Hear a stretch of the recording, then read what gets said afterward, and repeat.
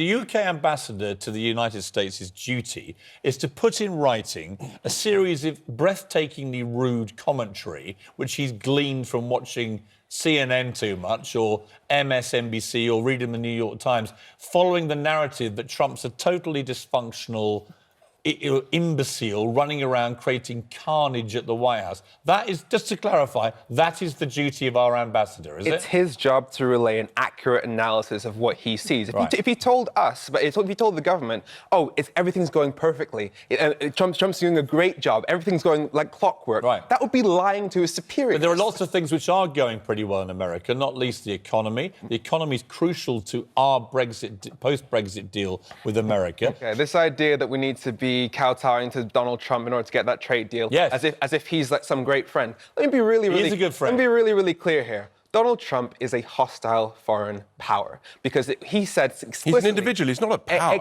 He's the president of the United States. Sir, he said explicitly that he plans to use post-Brexit UK-US trade deals to make the NHS pay more for drugs so that American companies see, here you go, Femi. Femi, you know, even as you say those words, that in the interview I conducted with President Trump, he said no to that. Yeah. So let's be really clear about it. Right, now you be really clear. He's now withdrawn that. So that's no longer part of the deal.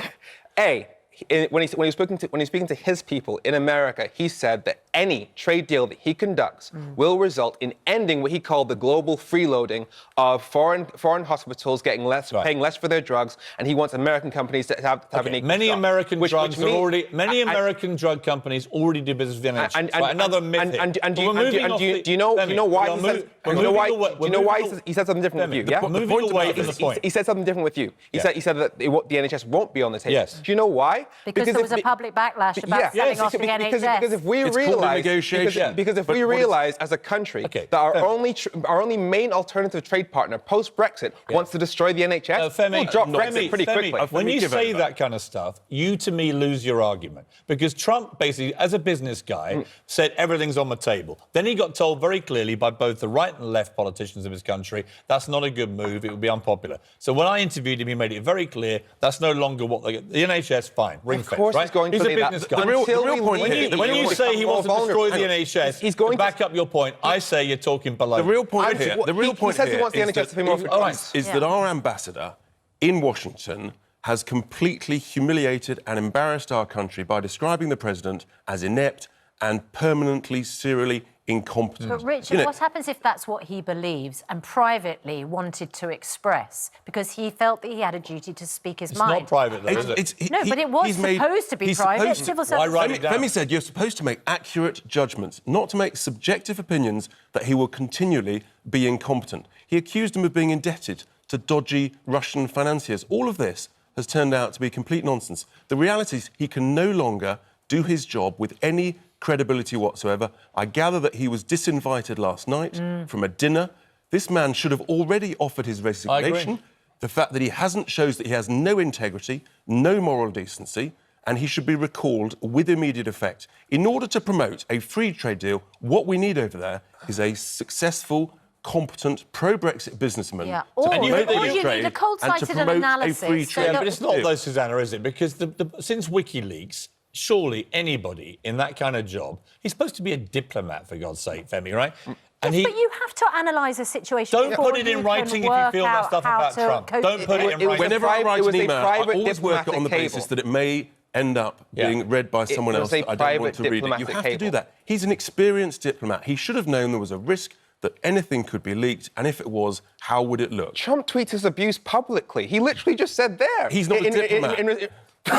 Well, how are we saying that it's OK for the president to call the mayor a stone-cold loser, to say that Theresa May... Let me tell you why. Who started that thing with Sadiq Khan and Trump? It wasn't Trump. He'd never heard of Sadiq Khan. And then the London mayor thinks that his duty is to repeatedly, publicly attack in a very personal, vicious manner the president of our number one ally. Well, I say that is not the duty of the London mayor. The bottom line is the president of the US has said they will not deal with our UK ambassador. That puts us in a seriously invidious position. Untenable. Completely untenable. And this government, this weak, feeble Tory government, is standing behind the the guy and saying that we've got complete confidence. How clueless can they be? They've got to withdraw him and put someone else in place. He's got to go. Restore He's got to go. confidence. His position's completely untenable. Completely untenable. He should have offered his resignation. Femi, it's your idea of what you think the duty of an ambassador is, right? The ambassador, take the US ambassador here, right? I think he's he's not a diplomat by career. He actually owns a football team in America, right? But he's turned out to be, Woody Johnson, I think, an excellent ambassador.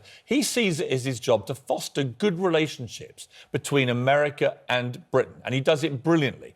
It seems to me that Kim Darroch's duty, in his eyes, was to foster the complete opposite, was to cement this idea that the whole thing is a dysfunctional bunch of idiots running around the White House. So the aim is for our ambassador to the US to pretty much say everything fine. No, absolutely not. It's Here's what I would have said. Everything's going Here's great. how I would have phrased it, Femi. Everybody loves Trump in Femi, America. let me respond to you. Here's how I would have done it if I'd been him. There are reports in the mainstream media in America that the Trump White House is dysfunctional, blah, blah, blah, blah, blah, right? There are reports. Source it to somewhere else, right? You know, from my discussions with Trump administration, they believe blah, blah, blah, blah, blah. Give a more rounded picture. But then get to the really important bit of what your duty is. In my opinion, here is how we get the best out of Donald Trump and his administration. Here's not how we repeat the worst. Here's how we get the best. That's his duty. Yeah. And that's the duty he failed. And he did both. I mean, he did. He's completely failed. He's humiliated us on the international stage, and the man should go today. Do you agree, Femi, that he can't really stay on the job now? I'm saying that if Trump won't deal with him, he can't stay on the job, right? Firing a civil servant who did nothing but his job, which is to tell the truth at the altar of... He didn't tell the truth. He made he gave a very biased opinion. He told the truth as he saw it. No, it's the truth as you see it. If you don't like Trump, Susanna, he made a future projection that he would always be incompetent. That's not the truth. He's hired for his judgment, and his judgment is that Donald Trump is incompetent. If his judgment is to put that kind of rhetoric in writing with his personal rudeness about the president, his judgment as a diplomat is done. I definitely think his job is over. As a matter, if you get disinvited to the White House as the ambassador, it's over. You probably consider that your role there is finished. Someone said that about me on this show. Let me give an example. Someone put in a diplomatic cable here all those things about me on this show. I would say either they're gone or I'm gone. It just amazes me that you call other people snowflakes when Donald Trump is showing a massive hissy fit over a couple of diplomatic Donald Trump, as we know, is very thin-skinned. Oddly, that makes him a snowflake. He's also very thick-skinned. It's a weird double thing. Snowflake. No, it makes him somebody who, if he's attacked, he'll attack back. And I don't blame him either with Sadiq attack Khan back saying, oh, he's not coming to my party anymore. Yeah, but Femi, this is important. Femi, have you read your own Twitter feed? Seriously. Have you read your own Twitter feed? Occasionally. You are the biggest snowflake reactor I've ever seen. Come at me. No, we have to leave it there. I think thin-skinned was one of the criticisms that Sir Kim Can I ask you one question before we let you go? You were one of our... I go to Brussels, believe it or not. We were one of our celebrated MEPs last week. You turned their back on the anthem. Yeah, in a dignified, it wasn't responsible way. And embarrassing. It was embarrassing. It was sensible. International embarrassment. Let's be very clear about this, right? The European Union suddenly decided to elevate itself, that they have their own national anthem. Just They're like, not a country. Oh, come on. No, given the reaction. Football clubs have their own countries anthems. have national anthems. Given the reaction you've had, right, universally across the board, and given the Liberal Democrats... Universally across the board. Apart from you lot. No, lots of our supporters think we've done the right thing. Right. No, but actually, that's called politics. My argument is, if you guys actually thing. want to govern, and I know that you do have serious ambition to do that, right? If you do... We couldn't be any worse than this lot, could we? Yeah, but you're trying to stand up for Britain and all things British. And we did stand up. No, you didn't, really. You turned your backs. That's not standing up. This thing that really... We've got to keep the British tradition of civility and respect, even if you don't agree with it. And that was civil, it was dignified, as opposed to wearing a T-shirt with a swear word on. That was the Liberal Democrats. It wasn't the disrespect that annoyed me. It's what it symbolises, the fact that your party, as Nigel Farage has shown, but by over the years, simply not turning up to meetings. He was supposed to be the great saviour of British fishermen, turned up to 1 out of 42 meetings of the fisheries We were all there. The fact that you do not represent the British people on issues as important as consumer protection, medical safety, human rights. We just won the last national election, securing more votes than Labour and the Tories put together. And let's hope that Brexit gets sorted quickly, because we've been having these arguments for the past 3 years, and I can't believe that everything you're saying, Piers, is right. Everything Femi says is wrong.